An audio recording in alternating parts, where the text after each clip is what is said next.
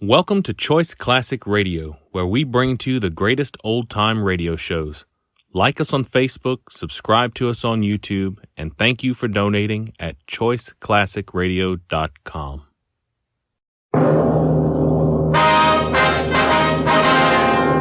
Sound off for Chesterfield. Chesterfield, first cigarette in America to give you premium quality in both regular and king size, brings you Dragnet.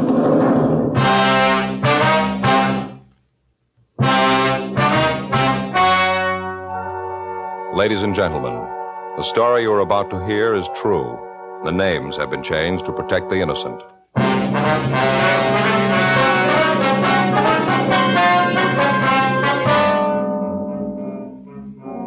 You're a detective sergeant. You're assigned a robbery detail. You've just rounded up a vicious gang of thieves.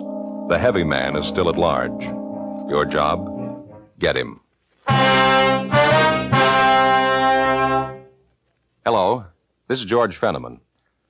I want to talk to you about the cigarette that's really on the move. The one everyone's talking about and trying.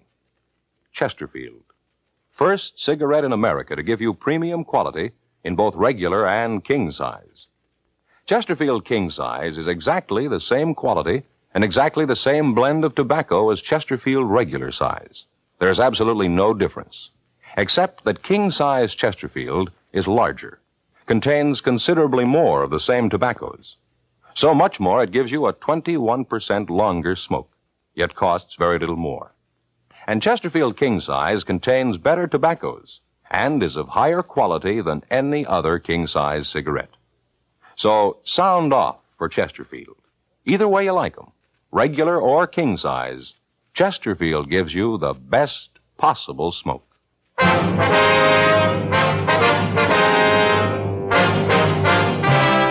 Dragnet, the documented drama of an actual crime.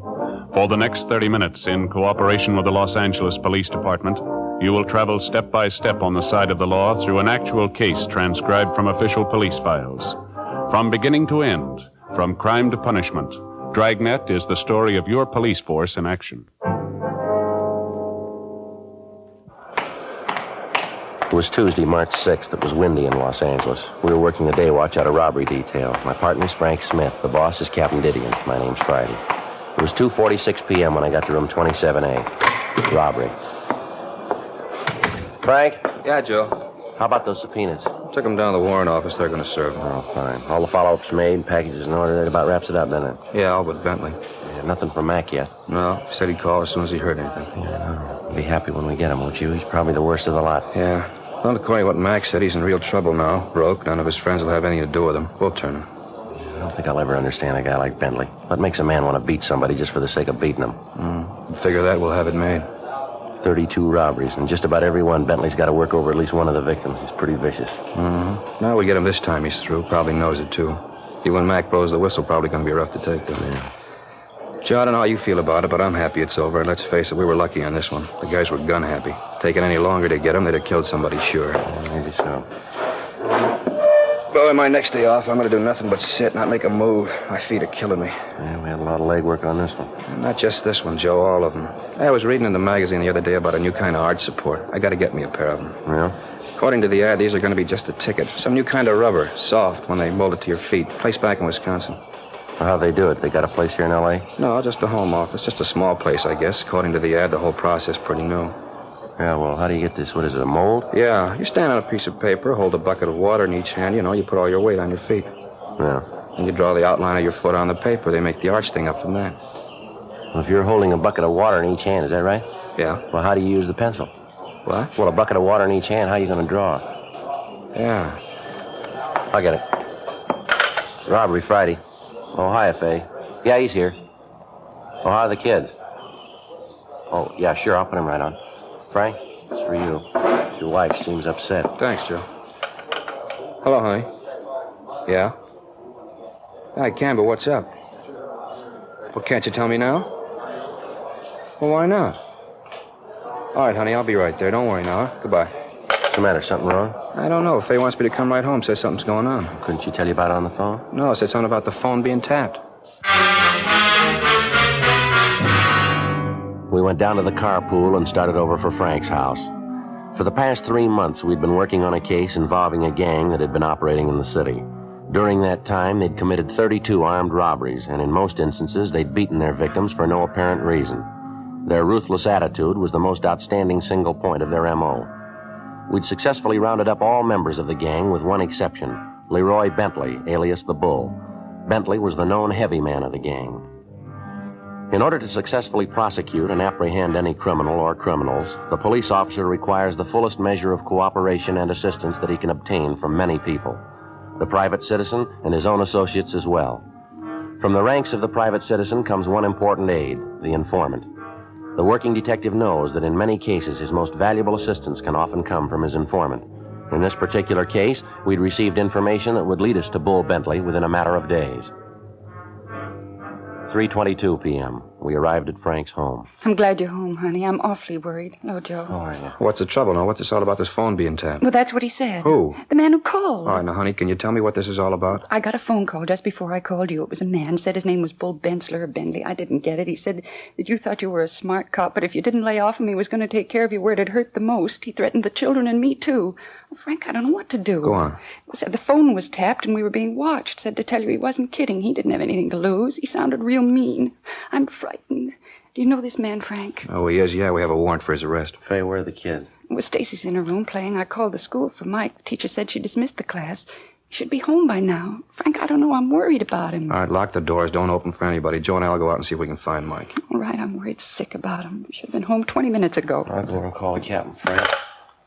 Ask him to send a couple of men out, huh? Thanks, Joe. Don't worry about it, Faye. 2511, please. Yeah, robbery. Hello, Glenn. Is the captain there? Yeah, it's Friday. I'd like to talk to him. Skipper, this is Friday. I'm out at Frank's house. Frank Smith, yeah. Bull Bentley called his wife, threatened her and the kids if he didn't lay off. No, said if he didn't lay off. Well, could you send a couple of men out to stand by? Fine. Mike isn't home from school yet, and Frank... That's his little boy. Frank and I are going out to look for him. Yeah, they said he was watching the house. Who? Yeah, swell. All right, we'll be in as soon as we find the boy. Right, Skipper. O'Donnell and Stewart from the office will be out, Faye. They'll park the car down the street. Watch for him and let him in, won't you? All right, Joe. What about it, Frank? You going to lay off this guy? You want me to? Please find little Mike. All right, honey. We'll find him. Lock the door and don't open it for anyone but O'Donnell and Stewart when they get here. All right, dear. Now, don't worry, huh, honey? We'll find him. Yeah.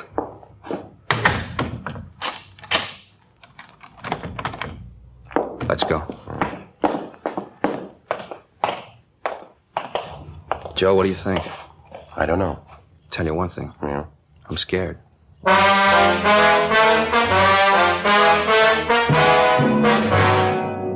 There are two types of criminals that can be counted on to be dangerous. The youngster who becomes easily panicked at the scene of a crime, and the older criminal who will do anything rather than go back to the penitentiary. Bull Bentley was one of these. We knew that he was more than capable of carrying out his threat. His record was one of armed robbery, vicious beatings, and kidnapping. At this particular time, he was wanted for murder in the state of Colorado. The average criminal will blame anyone but himself for his predicament, usually the police officer, and this was so in Bentley's case. He apparently thought that by getting us off his trail, he could go free. Frank and I searched the area around the house. We found his little boy in a vacant lot 2 blocks from school playing with a group of youngsters. We put him in the car and returned him to his home. Stewart and O'Donnell were at Frank's house and said they'd stay there until they were relieved. 4:36 p.m. Frank and I checked back into the office. Smith, Friday, in here. Right. Come on in. Find the boy? Yeah, Skipper, out playing with some of the kids in the neighborhood. All right. Now, what's this all about? Well, this bunch we just cleaned up? Yeah. Bull Bentley called Frank's wife and told her that if Frank didn't lay off of him, he was going to get to him through his family. What do you plan to do? Oh, no choice. Get him before he can do anything, I guess. Frank, Yes, Skip? you like to be taken off this assignment? No, it's a personal matter. It's up to you. Let's see that your house is covered when you're not home. You keeping the boy away from school? Yeah, Captain, until this thing's over. You got any ideas where you can pick Bentley Well, up? we've covered all the places he's known to hang out. Want any help? No, not right now. Just find him fast. Well, you know he's in town. Figure he's going to stay here? Well, we don't think he's got much choice. We figure he's broke, he's hot, none of his friends will take a chance on putting him up. He's going to need money. Better cover the bus depots, train depots, alert the airport detail. Get a couple of 100 mugs printed up on him, distribute them to the beat men and radio cars. Contact Captain Hamilton, Intelligence. He might be able to come up with something. Our informant said he could turn Bentley for us in a week. A week's a long time, Joe. I know. You've covered all his hangouts. All of them. Nobody's seen him in a couple of days. Just seemed to drop out of sight. Big town, a lot of people. Sometimes you don't realize how big till you start looking for one man. Yeah. Want to get in touch with the boys in the press room, give them the story, see if they'll carry Bull's picture. See Jack Ricketts, he'll put the picture on Suspects Wanted. We'll get started on it right now. You got a silent number, haven't you, Frank? Yeah, it's unlisted. How'd Bentley get it? It had to come from somewhere. Joe and I were talking about that. You know pretty much who we give the numbers out to. About the only one we can figure to be in a position to give it to Bentley is Harry McLeod. Your informant? Yeah. How long since you've heard from this McLeod? A couple of days. Figure maybe he'd cross you, throw in with Bentley? It's possible. I don't think so, though. He's leveled with us so far. Number had to come from someplace. Yeah, well, it sure makes it look like McLeod, doesn't it? I don't think Mac would give the number away on his own. Bull could get it. We got 32 people to prove it. Well, we better get on this thing. Come on, Frank. Right. Check you later, Skipper. Joe, I don't know what I'm going to do. Well, don't worry. We'll get to him. No, I mean, this two-bit thief calling Faye, threatening her. Try to take it easy. I know how you feel. Why me, Joe? Bull Bentley's brushed up against 100 different cops in his day. Why me? Law of averages, I guess. You were handy. I knew just what to do. Well, Skipper gave you a choice. If you'd like to go home, nobody'd blame you. You don't know what it is, Joe. You don't have a family. Something like this can split you in two. Half of you wants to be on the job. The other half is pulling you toward home. Joe, if that cheap punk steps to my front porch, I'm going to lean on him hard. Now, look, Frank, this isn't going to get us anyplace. Let's get over to the photo lab and get this thing moving, huh? I could just figure it. 4,000 guys in the department, and Bentley has to pick me. Joe, why me? All right, look, Frank. I could try to spell it for you 100 ways, and we still wouldn't come out with any kind of a total. I know what you must be going through, and I'm sorry it's got to be you. I'm sorry it has to be any cop. You're right about me not having a family, but it's squeezing me just as hard as it is you. You and I both knew when we filled out those application blanks what we were taking on. It's the job, Frank. Maybe I never told you before. Maybe you've been through this too. I don't know. There isn't a day goes by that I'm on the job here that I don't run into something that breaks my heart. Why did Ed Wilson have to get shot down when he and his partner tried to take that guy out of that rooming house over on 8th Street? Why did Olson and his partner have to end up in the P&F ward last week? Why do you have to run the gamut of every human emotion and class of people on Earth? Poor or rich, it's all the same. Somebody picks up a gun to knock over the corner gas station, everything hangs in the balance. The minute that thief slips a cartridge into his gun, the gas station attendant, his family, his kids, and every relative he's got slides right onto the short end. Everybody seems to think that wherever crime is concerned, they never get any closer to it than the front page of the morning paper. I know you know this, Frank. For every attempted crime, God only knows how many innocent people are thrown into the balance even before the crime's been committed. That's the way it is, Frank. I'm not trying to tell you anything you don't know, but the minute you passed that exam, you had to make book that something like this could contaminate you just as surely as if you weren't a cop. I guess it's almost a legacy. Nobody's found a vaccine for crime. Nobody's immune. And it's worse with you and me because we know better than to think we can't be touched. We know we can. We invite it every time we roll on a call, every time we pick somebody up, every time a guy gets out of line. It's the job, Frank. I didn't mean to give you an academy lecture, but if it's any comfort, I'm with you. I know just how you feel, and so do 4,000 other guys right down here. Yeah. I guess maybe we better get moving, huh? Yeah, come on. We took the mug shot of Bentley to the photo lab and asked them to run off 200 copies. We checked with the reporters in the press room, and they promised us full cooperation. Jack Ricketts told us that he'd put the picture on the air the next day. Frank called home and found that there'd been no further calls from Bentley. 6:17 p.m. We started to look for Harry McLeod, our informant. We checked his hotel, but the clerk told us he hadn't been in all afternoon. We started checking his known hangouts. In fear of burning McLeod, we were unable to ask for him by name, which made it necessary for us to canvass each individual place. 9:28 p.m. We located McLeod in a small bar that was known to be frequented by thieves. We walked over to the bar and sat down next to him. We ordered a drink. At the first opportunity, without arousing suspicion, we told McLeod we wanted to talk to him and that we'd meet him down the street, 2 blocks west. We left the bar, got in the car, and drove to the meeting place. 20 minutes later, McLeod arrived, got in the back seat, and we drove away. Want to get the radio, Joe? Yeah. What's the matter with you guys? I told you I'd get in touch with you and I had something for you. You trying to get me burned? Take it easy, Mac. Just a couple of things we want to know. Well, I'm on your side. You guys know that. I've always leveled with you, haven't I? Yeah. Well, then what's this bit? You walk into that joint, you know what goes on in there, and you pull me out. Good chance somebody could have seen you know. Yeah, we know, Mac. Have you seen Bentley? No, I told you I'd let you know when I turned him. Now, don't snow us, Mac. This is important. Have you seen him? If I saw him, I'd have called you. You know that, don't you? I'd have called you guys. I told you once I'd finger him for you. I haven't called. I haven't seen him. It's that simple. What's the big rush about getting Bentley, anyway? He ain't going no place. Now, look, Mac, we got a personal interest in this thing. This isn't just robbery. Bull's been calling Frank's wife, saying he was going to kill her and the kids. You know he'd do it. Now, how about it? I didn't know it was like that. Bull's mean enough to do it, Well, that's how it is. Now, I'll ask you once more. Have you seen him? Yeah. When? Day before yesterday, Sunday morning. Saw him down Marty's. How come you didn't call us? I couldn't, honest, I couldn't. He came in and asked me for some dough. I told him I didn't have any. I tried to stall him till I could get to a phone. Yeah? Didn't work. He wouldn't wait. Got mad when I couldn't help him out. You say anything about a meet? Just said he'd get in touch with me. Yeah. He was real sore when I couldn't let him have any dough, but I told him, I said, look, Bull, you know I want to help, but I just haven't got it. That's what I said. Yeah? Wasn't kidding either. Things been pretty rough. Say, you guys couldn't see your way clear, could you? Sawbuck, you tied me over, huh? No, you got me at the wrong time, Mac. I'm tapped. How about you, Smith, huh? Well, if you gotta have it, I got $10 I've been saving for a pair of shoes. Yeah, I sure appreciate it. You guys know that. Yeah, we know. You got any idea how Bull might have gotten Frank's home phone? No, not the slightest. You sure you didn't give it to him? Joe, you've known me for a lot of years. Would I do a thing like that after the way you guys treated me? Well, that's what we're trying to find out, Mac. I should get a little insulted at that. You guys figuring out about Oh, now me. come off it, Mac. Did you give him the number? No, I swear to you I didn't. All right. You got any ideas where Bull might be hiding? Not in particular. Check usual places? Yeah, we looked through them all. And you know as much as I do. He did say he looked me up in a couple of days. You say where he was going when he left you? No, just walked out of Marty's. I saw a friend of his yesterday, though. Yeah. Guy said he'd seen Bull Sunday night. Say what he wanted? Money. Said he'd try to tap him for some dough to get out of town. His friend help him? He didn't give him any money. He gave him something else, though. Yeah. He gave him a gun.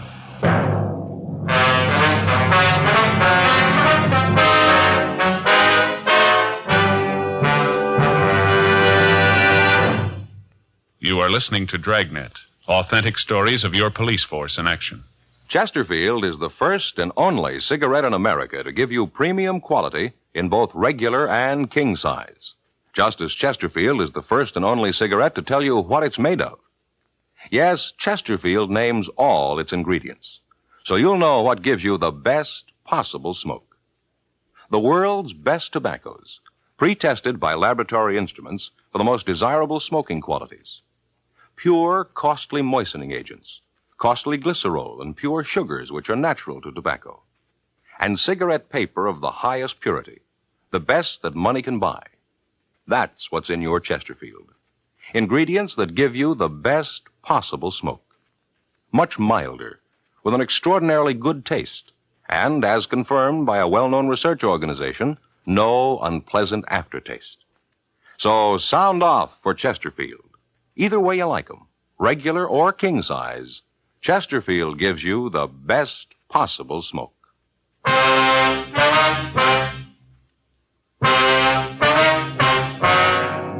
Before we left Mac, he furnished us with the name of the man who'd given the gun to Bull Bentley. We recognized the name Dave Slater as a small-time hoodlum who'd do anything to make $1 as long as he himself was reasonably safe in doing it. Mac told us of several places where we might find him. The most likely place was a pool room on North Main Street. Slater had numerous arrests, most of them for being drunk and for acting as a lookout for gambling games. He was a type of thief that can be found in every large city, always on the fringe of criminal operations but never directly involved in the crime itself. We checked several of the places Mac told us about, but we couldn't come up with Slater. We checked the pool room. The manager was evasive and at first appeared reluctant to talk. We informed him that we knew Slater would be back and that we'd wait for him. The manager asked us to come to the back room with him. He told us that Slater had said that he was going down to the all-night hamburger stand on the corner to get something to eat. We found Slater sitting at the counter. Call this thing a hamburger, all I can see is a bun. I'd be ashamed to sell a thing like this lousy deal, 35 cents for nothing. Slater? Yeah, well, something you want? Police officer Slater, we want to talk to you. What about? Bull Bentley. Bentley? Never heard of him. We got information you do know him pretty well. Yeah? You tell your pigeon he's lying. I never heard of the guy. Now, let me finish eating. We want to talk to you, Slater. You want to make it here, or would you rather go downtown? Can't you see I'm eating? Now, let me finish. I got nothing to tell you. I don't know any Bull Bentley. Now, lay off, huh? Come on, you can think better than an empty stomach, Slater. Let's go. Frank and I took Slater out of the restaurant and put him in the car. Once he was in custody, his attitude changed completely. He said he wanted to help us, but that he didn't know Bull Bentley. 10:44. We got back to the city hall. I want to stop by the office, Joe. Call home. All right, I'll be in the interrogation room. You tell us, Skipper. Yeah. In here, Slater. Yeah. Sit down. Sure.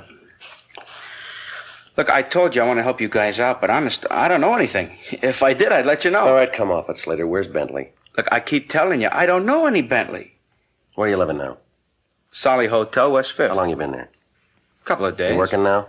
Yeah, a little. Odd job now and then. You know, nothing steady. What do you call an odd job, Slater? Oh, you know, sweep out the pool room, rack the balls for him. Yeah, sure. Now, look, we've known you for 8 years. You never worked a day in that time. Now, how about Bentley? We got a personal interest in him. We want him. We want him bad. Look, I tell you, I don't know any Bentley.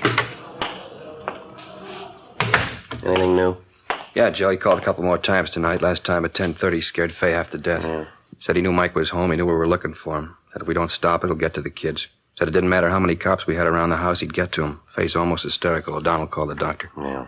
How about Slater? He come up with anything? No, still says he doesn't know him. Doesn't know him, huh? Listen, punk, let's you and me get straightened out. What happens to me is one thing. What happens to my family's another. They don't pay me enough money to jeopardize my family. Now, you get this straight. When punks like you and your trigger-happy friends can threaten my family, then something's got to give, and it's not going to be me. Yeah, but I told you. Look, wipe that silly grin off your face, Slater. You feel nice and safe there, don't you? You know, as long as you're in custody, we got to take care of you. Well, maybe you'd like to know that if I have to, I'll take this badge off and walk up one side of you and down the other. Now, I want to know where Bentley is, and I want to know now. We're not stumbling around in the dark. We know you gave him a gun. Let me tell you this, mister. Mark it down. If anything happens to my wife or my kids, you can't run fast enough to get away, because I'll nail you hard. All right, Frank. He's getting pretty tough, isn't he? Just telling you how you stand. Now, come on, where's Bentley? I told you, I don't know Bentley. All right. Let's get everything out of your pockets. Get it on the table. Well, there's nothing much. Here, change, keys, and a nail file, address book, my handkerchief, comb, wallet, cigarettes, and matches. That's all. You want to shake him down, Frank? Yeah. I told you that's all. All right, now, what are you stand looking still. for? Now push your luck, Slater. It's clean, Joe. How much money you got in your wallet? I don't know, double sawbuck maybe? It's a funny thing. You guys never work, but you always got money. All right, take the money out and count it, Slater. Why? What's that going to prove? Take it out and count it. All right. 10, 20, 25, 26, 27, 37, another 5. $42. I didn't know I had that much. All right. Put the money in your pocket. That all the money in your wallet? Yeah, that's it. Let's see the wallet. Here. There's nothing in it. A couple of cards, that's all. Yeah. Let's see here. A couple of pawn tickets. Picture. Who's the girl? Babe I met in Dago. You don't know her. She's not in the rackets. Married now. I haven't seen her in a year. Then why are you carrying her picture? Always kind of liked her. She had class. Real nice broad. You said you didn't know Bull Bentley? That's what I said. How about Leroy Bentley? Nah. You know anybody at all named Bentley? Look, I told you I don't know any Bentley. How many times do I have to tell you? You know anybody by the name of Bull? I don't know anybody named Bull. I don't know anybody named Bentley. Yeah. Take a look, Joe. Now, maybe you can explain this then. Yeah, what's that? Bar tab in your wallet. His name Bull written on it. How about it, Slater? Who's Bull? I don't remember that. Probably something I picked up a long time ago. I don't remember it. Tab's dated March 4th. Day before yesterday. Your memory must be getting pretty bad, huh? I got nothing to say. Well, Frank, you want to check the business office and see who this number is listed to? Yeah, Joe, right away. All right, fine. I'm going to tell you something, boy. This is a rotten deal. The law protects people like you. You're lying. We know it, and you know it, too. You know Bentley. You know where he is. What's more, we know you gave him a gun Sunday night, the same date on that tab. I'll tell you what we're going to do, Slater. You're a real wise guy. You talk fast. We're going to get Bull. Maybe not tonight, maybe not tomorrow, but we'll get him. And when we do, we're going to tell him that you blew the whistle on him. We're going to put him in the same cell with you. I'd like to hear you talk your way out of that. You wouldn't do that. Don't make book on it. Look, he's a mean guy. He'll kill me. Thought you didn't know him. All right, so I know him. But you wouldn't do that, would you? Put me in with him? Where is he, Slater? You going to tell him I turned him in? We're making no deals. Where is he? I don't know where he is now. You know where he'll be? Yeah, I was supposed to meet him there tonight at the bar down on West 7th. He's got a friend works there, feeds him. He'll be there tonight, huh? Yeah, I said if I meet him, he'd pay me for the gun, $75. What kind of gun is it? A 38. A good one, too. Worth more than $75, but I needed the money. Where'd you get the gun? Well, you'll find out anyway. I might as well tell you. Prowled the car, found it under the seat. I found out later it belonged to a guy in the Vice Squad. Probably real sore about it. Could be, Joe. Bar on West 7th, place called the Hamilton Inn. Yeah, that's it. He'll be there. All right, Slater, let's go. Well, where are you taking me? You're going to jail. No, you can't win. Should have known you. Hey, do me a favor, huh? What's that? Talk to the jailer, make him give me a cell by myself. We handcuffed Slater to a chair in the robbery office until we got back to book him. 12:32 a.m. Frank and I left the city hall for the Hamilton Inn on West 7th Street. Slater had told us that he was to meet Bull Bentley between 1 and 1:30. When we got there were a half a dozen people in the place. We checked the bar and the men's restroom, but Bentley wasn't around. We went back to the car, drove down the street to a closed service station, and parked where we could keep both doors of the restaurant under surveillance. 12:50, 1 a.m., 1:15. We waited. 1:35. Joe, that him? I don't know, it might be. Let's take a look.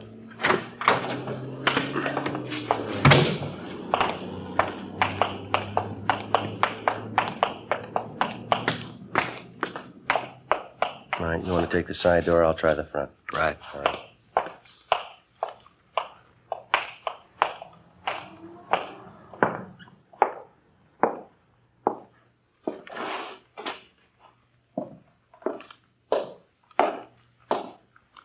I don't see him, Joe. Wait a minute.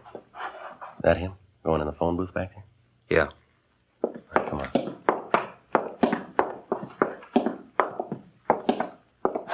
I'll get him. Bentley. Yeah? Watch it, Joe! Yeah.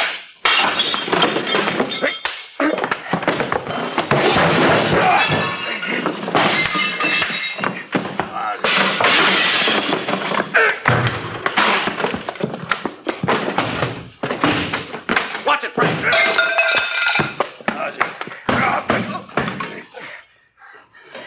All right, Frank. I'll shake him down. Who told you? Who blew the whistle? That bum McLeod, it was him. He was the only one who knew. He give you my telephone number? Yeah, he did. And he runs to you and cops out. Should have known better. I give him $20 for it. Well, that figures. What do you mean? We gave him 10, not 2.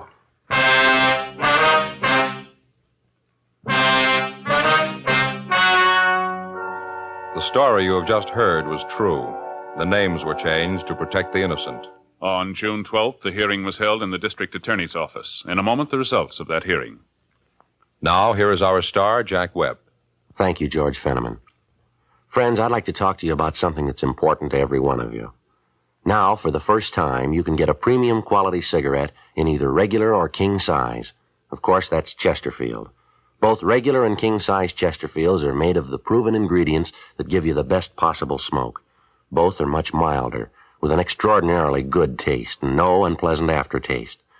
Yes, there's no difference between the two, except king-size Chesterfield is larger, contains so much more of the same tobaccos, it gives you a 21% longer smoke, yet it costs very little more.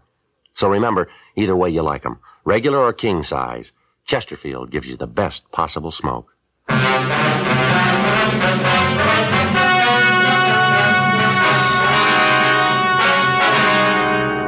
Leroy W. Bentley was released to the Colorado authorities for prosecution on a charge of murder. A hold was placed on him for the state of California in the event he is paroled. He was convicted and is now serving a life sentence in the Colorado State Penitentiary without possibility of parole. Although David R. Slater was guilty of aiding and abetting a felony, a complaint could not be issued due to the fact it could not be proved that Slater knew Bentley was an ex-convict when he gave him the gun. He was filed on for petty theft in Division 7. He pled guilty and was sentenced to 90 days in the county jail. You have just heard Dragnet, a series of authentic cases from official files. Technical advice comes from the Office of Chief of Police W.H. Parker, Los Angeles Police Department. Technical advisors Captain Jack Donahoe, Sergeant Marty Wynn, Sergeant Vance Brasher. Heard tonight were Herb Ellis, June Whitley, Jack Crucian. Script by John Robinson. Music by Walter Schumann. Hal Gibney speaking. These great programs sound off for Chesterfield. Radio, Dragnet, the Dean Martin and Jerry Lewis Show, and every weekday Arthur Godfrey time. On television, Dragnet, Gangbusters, Arthur Godfrey and his friends, and the Perry Como Show.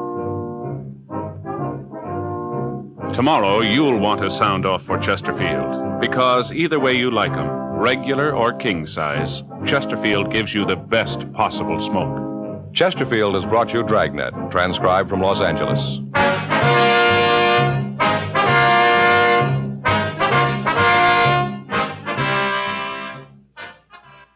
This is NBC, the national broadcasting company.